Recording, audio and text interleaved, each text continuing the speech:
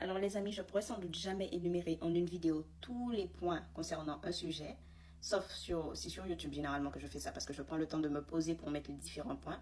Mais quand je suis sur TikTok, je fais des vidéos assez rapidement. Donc allez me suivre sur YouTube, @audreysagné6956 pour pouvoir plus connaître les sujets développés. Mais sinon, dans cette vidéo, je me suis dit que comme je recevais certains commentaires auxquels je m'attendais, je me suis dit du coup que j'allais vous expliquer plus en profondeur les raisons pour lesquelles généralement quand on me demande je suis seule, j'aimerais démarrer une entreprise, que me recommandes-tu? Une entreprise individuelle ou un statut avec SASU? Donc généralement moi je réponds une SASU et du coup je vais vous expliquer pourquoi. Alors premièrement, l'entreprise indépendante c'est quoi? Ça va être une personne physique exerçant une activité indépendante. Bien sûr, vous allez recevoir une immatriculation et tout le tralala. On va pas se mentir, c'est pour vous faire croire que vous possédez une entreprise. Techniquement, vous avez une activité commerciale. Donc, on va dire que vous faites l'activité d'une entreprise, mais vous ne possédez pas une entité. C'est une différence quand même, parce que ça va être vous l'entreprise. Et croyez-moi qu'au niveau de l'imposition, ça change tout. Maintenant, la SASU est une personne physique possédant, ça va être une personne physique possédant une entité, donc une personne morale, qui est sa société. Maintenant, l'entrepreneur indépendant sera obligatoirement imposé sur les revenus. Tandis que quand tu es en SASU, donc une société par action simplifiée unipersonnelle, tu as le choix entre être imposé sur les revenus ou être imposé sur la société. Quelle est la différence de ces deux points? L'impôt sur les revenus, ça va vouloir dire que tout revenu perçu par l'activité ou par vous sera imposé, parce que c'est l'impôt sur les revenus. Tandis que l'impôt sur la société, donc sur l'entité en soi, ça va être l'impôt sur la société, qui est déjà moins cher, parce qu'elle n'est que de 30%, mais également, elle pourrait être à taux zéro. Elle pourrait être à taux zéro si en soi, à la fin de l'année, du moins à la fin de la comptabilisation annuelle, l'entreprise n'a pas eu de bénéfice. Donc, admettons, vous avez gagné 10 000 euros. Ces 10 000 euros ont été réutilisés dans l'entreprise, que ce soit pour payer des salariés, un salarié, parce que je ne vous recommande pas d'avoir plusieurs avec 10 000 euros, ou deux maximum, mais que ce soit pour payer un salarié, que ce soit pour payer vos fournisseurs, peu importe. Cet argent a été redistribué dans l'entreprise. Qu'est-ce que ça implique? Ça implique donc que vous n'avez pas eu forcément, vous n'êtes pas ressorti avec de bénéfices parce qu'il y a eu autant de charges que de produits. De ce fait, vous n'aurez pas à payer d'impôt. Parce que là, c'est l'impôt sur la société. Et du coup, l'impôt sur la société, ça implique sur le chiffre d'affaires, mais les bénéfices. Par contre, donc si vous êtes en déficit, donc à moins, ou que vous n'avez tout simplement pas eu de bénéfices ni de pertes, donc pile poil, vous avez gagné 10 000, vous avez redépensé 10 000, ça fait que vous n'avez pas à être imposé. Tandis qu'en impôt sur les revenus, le moindre revenu que vous avez reçu dans votre société, dans votre entreprise individuelle, sera imposé.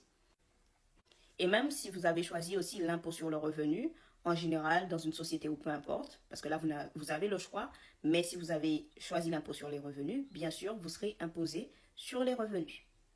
Donc, voilà la première différence que je recommande de connaître avant de choisir entre l'entreprise individuelle et la SASU. Qui dit impôt sur les revenus dit aussi paiement diminué par l'imposition. Par exemple, vous avez reçu, vous avez reçu une certaine somme, mais directement, il faudra la mettre de côté pour l'imposition, en payant l'URSSAF, en payant ci, en payant ça. Bien sûr, ça diminue vos revenus. Donc déjà, je trouve qu'il est bien préférable de mettre l'impôt sur la société. Et pour ça, comme vous n'avez pas le choix quand vous êtes en entrepreneur indépendant, c'est pour ça que je recommande forcément d'abord une SASU. Ensuite, il faut savoir qu'on me demande au niveau de la charge de travail. En tant qu'entrepreneur indépendant, tout en tant que un patron d'une société, donc un président de société ou peu importe, vous avez tout autant de travail dans les deux cas. Parce que tout simplement, à la base, vous êtes seul. La seule différence, c'est que en entrepreneur indépendant, vous allez fournir plus de travail parce qu'il vous faudra payer vos impositions assez rapidement. Tandis que la SU, permettant par plus de choix au niveau de la comptabilisation, des dates annuelles de comptabilisation et compagnie, vous aurez quand même plus de choix, surtout au début. Donc, ça vous permettra de fournir le travail, certes, mais de moins vous épuiser à, par exemple, si vous êtes artisan, confectionner ci, faire ça, etc. Vous serez moins chargé, à moins, bien sûr, de prendre un autre entrepreneur indépendant que vous allez payer, mais encore, ça vous fera des charges de plus. Donc, au niveau de la charge de travail, c'est quasiment équivalent. Mais je vous dirais que l'entrepreneur indépendant met plus de pression parce qu'il est plus imposé justement. Donc vous devrez plus vous dépêcher de faire l'argent pour pouvoir payer vos impositions que si vous êtes en SASU et impôt sur la société et que là vous êtes imposé que sur les bénéfices de la société, vous aurez moins de prise de tête. Ensuite, bien sûr, il y a une meilleure évolution au niveau de l'entreprise, au niveau des sociétés. Pourquoi? Parce que tout simplement, vous avez un collectif. C'est-à-dire que quand je dis en collectif, ça veut dire avoir des employés plus tard. Vous pouvez petit à petit évoluer niveau employé. Vous pouvez plus facilement changer votre statut que quand vous êtes entrepreneur indépendant. Voilà.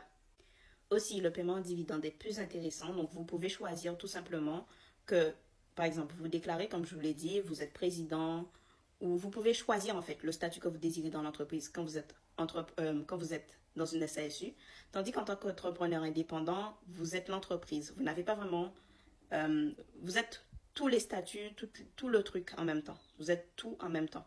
Tandis que quand vous possédez une SASU, comme je vous l'ai dit, l'entité est différente de vous. C'est-à-dire qu'il va y avoir d'une part la société et d'une autre part vous. L'imposition sera d'une part sur la société et d'une autre part vous. Ce ne sera pas du tout la même chose. J'ai des produits.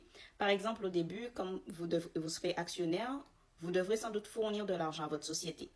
Mais l'avantage, contrairement à l'impôt sur le revenu, c'est que vous allez pouvoir vous reverser votre argent, donc le remboursement en note de frais, sans avoir l'imposition en fait qui va avec, l'imposition lourde qui va avec.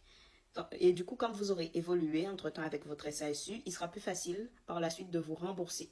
Puisque là, ce sera l'entité qui aura fait toute l'économie entre-temps qui vous remboursera. Donc, votre SASU qui vous remboursera.